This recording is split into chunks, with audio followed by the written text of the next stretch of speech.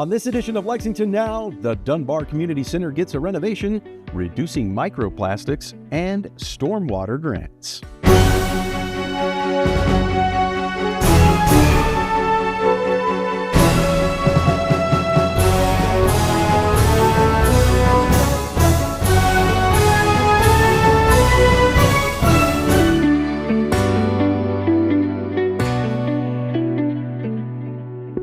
I'm Neil Noah, and welcome to Lexington Now for the week of March 9th, 2026.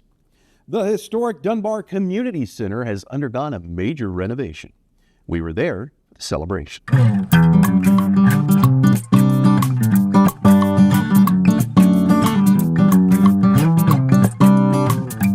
When I visit Dunbar, I always think, if these walls could talk, what stories they would tell. It would be a lot of stories. Stories about 1923, the opening of a segregated city high school that would soon establish outstanding academic records. Stories about head basketball coach S.T. Roach, whose Bearcats amassed an amazing 512 wins and 142 losses record. Stories about a decision to close the school then, eventually, a reopening as Dunbar Community Center in 1978. Stories about a lively community center that is the cornerstone of this neighborhood. Today is a testament to the enduring legacy of a building that has served as an important place in the community across many generations. As we honor those who taught and attended school here, we are also very excited about the opportunities that this center will offer people of all ages for many years to come. This complete renovation covers the basics. We've replaced the gym windows. We've replaced the flooring, painted and added new lighting, new bleachers, new roof, new restrooms, new fitness equipment. It's a great overhaul. Yes. We have also brought it into the future, or the present, by taking several steps beyond the basics: an e-sports room, a podcast studio. Lots and lots to do here. As your first district council member in the heart of our city here at the Dunbar Community Center, as we celebrate the Dunbar Center's renovations, first I want to start by thanking Parks and Recreation under the leadership of Director Conrad, Commissioner Ford, for their commitment to investing in this space, in this community, and in our parks throughout the first district and city. I also want to thank the Dunbar Advisory Board for their continued leadership, guidance, and stewardship. And to the administration and to our council members and council, every staff member, every partner, every volunteer and neighbor who played a role in making today possible. Thank you. So today is about what it really truly means to invest in a community and to invest in our city, not just in a building, but in people, in history, and in the future of our neighborhoods. The Dunbar Center stands on sacred ground. What began as a segregated school became a pillar of strength in the neighborhood, a place where, despite barriers and inequalities, excellence was cultivated, leaders were shaped, and pride was instilled. In a time when opportunity was limited, this building expanded on it. In a time where division was prevalent, it built unity. And generations walked these halls carrying both the weight of injustice and the power of possibility. And that legacy still lives within these walls today. But what excites me most is what this building represents today. It represents a community of connection, a place for health, for mentorship, for learning, for gathering, a place where seniors stay active, young people find support, and families access their resources that they need to thrive. Community centers are the heartbeat of neighborhoods. They are where relationships are built, they're where trust is formed, and where leadership is cultivated, and where opportunity feels close to home. When we invest in spaces like this, we're making a clear statement. Every neighborhood deserves access to programs, access to wellness, access to support, and access to possibilities. Not someday, not somewhere else, but right here. So this ribbon isn't just about upgrading spaces in a building. It's about honoring a powerful history and recommitting ourselves to people who walk through these doors every single day. And I'm proud to work. I'm proud of the work that was brought before us today, and I'm even more proud of what's ahead. So let's continue to show up for one another. Let's continue to invest in our neighborhoods, and let's continue building a space that strengthens our cities from inside out. Thank you.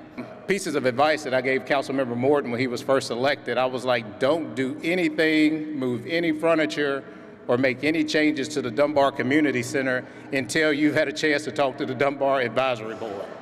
That was a lesson that I learned very early on. So today's event, I think, is a compliment to the Dunbar Advisory Board, to the alumni, for their continued advocacy, for their continued hard work to make sure that we're preserving this history, that we're investing in this space, and that we don't forget where we came from, and that you still put the onus on us at City Hall to invest in this community. I'd also like to thank our folks with the Mayor's Office, Commissioner Ford, Josh and his team, Director Conrad, and our folks in Park and Recreation. They are great stewards of this facility, and they are great stewards of the investment that we have made at City Hall into this center and to all the parks throughout our community. So congratulations on today's grand reopening, and continue to hold us accountable at City Hall to put our money where our mouth is and invest in our communities. But moreover that, this facility speaks volume to me on a day like today, to see the renovations come into fruition in terms of being developed. It's been a long journey for persons other than myself. I'd be remiss if I didn't mention both the past and present board members, as well as the mayor, the commission, and Chris Ford, and most definitely Ms. Jacqueline French, who saw this project through. And so it's my honor, it's been my honor to serve as a board member for a community that I grew up with and continue to serve on this board. And it's my heartfelt thank you for all those persons that were involved in this renovations. This gymnasium here, where we stand today, used to be the hot, sweaty gym for the Dunbar Bearcats, in particular when we played the Louisville Central Yellow Jackets, and I used to sit in that as a little kid, watching the Bearcats and Mr. S.T. Roach bring these players out into this gym. Moreover that, when they took the ticket booth out, it was detrimental to me, because that's where I paid my 25 cents to get into this gym, and the concession booth where we serve as members for this recreational center when they have Little League basketball is also a place where I deposited my little 15 cents for my popcorn and I would set the stands. So again, I'd like to say thank you all, everybody who came out and everybody who made this moment possible, in particular to Ms. Jacqueline French, who served here for 30 plus years. She means a lot to this community. And I want to thank you all for coming out, and thank you, Mayor, for allowing me to speak on behalf of the board. Thank you.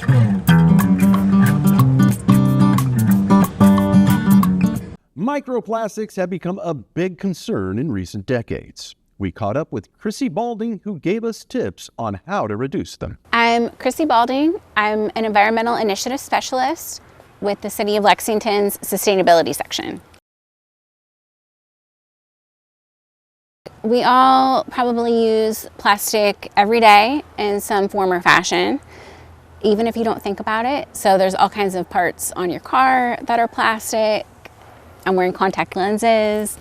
But specifically microplastics are, we try our best to recycle, but sometimes things just fall out of a pocket or a bag, and then that plastic sits there in the ecosystem. And unfortunately, it doesn't biodegrade. It breaks down into smaller and smaller plastics. It negatively affects the environment a few different ways. So when it breaks down, it's still plastic. So that might end up in your water, or if you have a garden, it might end up in your food. and we're trying to educate people about microplastics. Well, microplastics are really an issue that impact all of us. Even if you do a good job of recycling, chances are it may eventually end up in your water. So this is really to show people about how we can make small changes and cut down on the amount of plastic that we use.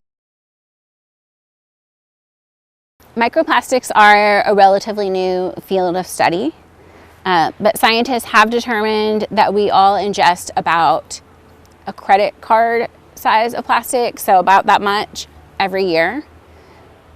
So we're not sure yet how to completely eliminate them, but there are things that we can do. So don't heat your food up in plastic containers. When at all possible, use real silverware instead of plastic forks. So small changes like that. I'd say even if you're a person who stops and gets coffee on your way to work, try to bring your own cup as much as possible.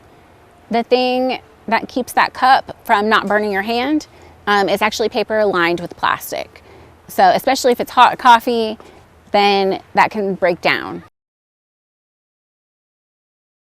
This event is put on by a group called Common Threads Lex. This is a partnership between our office, the University of Kentucky, and Fayette County Public Schools. So we're all working together. We're a sustainability-focused partnership to try to educate the whole community about some environmental issues. Microplastic Madness is a short documentary that we're going to be showing at the Kentucky Theater on Tuesday, March 24th at 7 p.m. and it's free, open to the public. Doors will open at 6 o'clock. And even though seats are free, we are encouraging people to register in advance just so we can make sure we have a spot for everyone. In that first hour, we're going to have tabling and networking with some environmental groups so you can learn how you can get more involved. And we will have a plastic-free swap that is facilitated by the UK and Fayette County students. So that will have water bottles and metal straws and things for folks to take, anything to kind of encourage them along on this plastic-free journey. And it's a short documentary. It follows a group of 4th and 5th graders in Brooklyn who started noticing this plastic pollution near their school and got really into researching it. And then they talked to their school leaders and they eventually went to city council to try to make some changes. Yeah, they can go to lexingtonky.gov/sustainability. And then following the film, we're going to have a short panel discussion. We have a researcher from UK who studies microplastics, along with our local Sierra Club Zero Waste Initiative group, and along with the FCPS sophomore who is really involved in trying to make a difference in her school. Stormwater Grants right after this.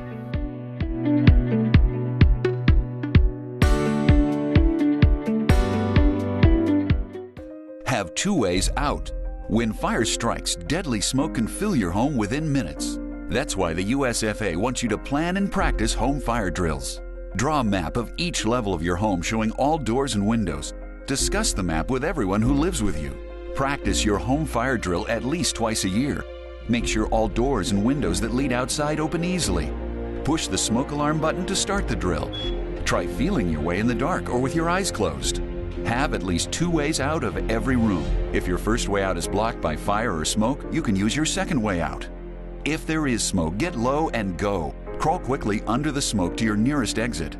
Close doors behind you and gather at a pre-planned outside meeting place where first responders can see you.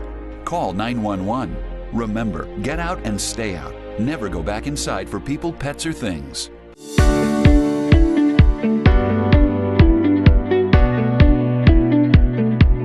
Welcome back to Lexington Now. Applications are open for this year's Stormwater Grants. Frank Mabson, the administrator of the program, tells us all about it. My name is Frank Mabson. I'm working with the Division of Water Quality for the City of Lexington, and I'm overseeing the Stormwater Quality Projects Incentive Grants Program.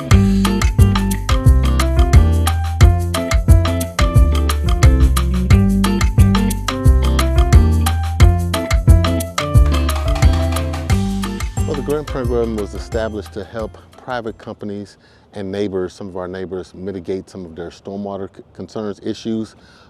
It was helped to provide funding for stormwater infrastructure pieces. We have two different types. There's Class A neighborhood projects. For example, if you have erosion along a stream, say you have a group of homeowners that are losing their backyards because of erosion, so you might have them apply for a Class A grant that we may be able to help fund some of that stream restoration. And there's Class B, which is for our commercial fee payers. So we do stuff like permeable pavers, bioswales, spillway projects to shore up spillways to make sure that the erosion is not occurring over spillways. Residential fee payers pay a flat fee. And that would be your homeowners association, residential condo associations. They can apply as a group, which represents those residential homeowners. And then the commercial property owners, they pay based on the square footage of impervious areas on their properties. This program receives 10% of the revenue, the water quality management fee revenue that's collected the previous year. So we receive 10% of the funding. Then we allocate so much to the Class A type grants, so much to the Class B education grants, and so much to the Class B infrastructure grants. So there's different tiers. Gray Line Station, which is right off of Loudon, East Loudon, 109 Loudon. That was a project that the incentive grant program helped with. Lexington, which is also on Loudon, did some bioretention areas, some permeable pavers, town branch project that just happened. The program helped fund some of the depaving activities. So you had this giant parking lot right in back of Rupp Arena. Our program helped get rid of all the concrete. We helped remove all the concrete, and we helped incorporate 2 treatment devices where the water passes through, and it's kind of like what you call an oil water separator. And we also did the educational signage. You would submit your application. The Division of Water Quality will put together staff to evaluate those applications, and once we finish scoring those, they would come to a meeting where the Water Quality Fee Board would then make the final decision about who receives those awards. And then once the awards are met, then we would send out a grant award agreement for consideration by those applicants. And once they return it signed to us, we would present it to the Urban County Council, who would then make the final approval consideration for those contracts. The deadline for Class A and B education grants is on first Friday in May, and that would be May 1st. And then for our Class B infrastructure grants, that deadline is the last Friday in July, which is July 31st. You can go to our Lexington Fayette Urban County government, the city's main website, and just go to the Division of Water Quality, and there's a link there for the Stormwater Quality Projects Incentive Grants Program. If you click on that link, you'll see the different types of grants, and you can just click on the link for that particular type of application that you're looking for. Randy brings us this week's Adoptable Pets. Hey everyone, welcome to this week's Lexington Fayette County Adoptable Pets from Lex TV and the Lexington Humane Society. Oh, would you look at Flick? He is a male, chocolate, white in color, looks like a pit bull mix, mature size is large, does well with other dogs, please meet and greet required, does well in apartments, also does well with children of all ages. Come on out and meet Ginger. She is a female, red and white in color, approximate age 7 years old, looks like a Siberian Husky mix, does well with other dogs, absolutely, does great in apartments, and does well with children of all ages. Come on out and look at adorable Greenie, black brindle, female, approximate age 1 year old, looks like a German Shepherd Siberian Husky mix, mature size is large, does well with other dogs, you must meet and greet is required, does well in apartments, and also does well with children of all ages. Thanks for watching these adorable and handsome pets, available at LexingtonHumaneSociety.org from Lex TV and the Lexington Humane Society.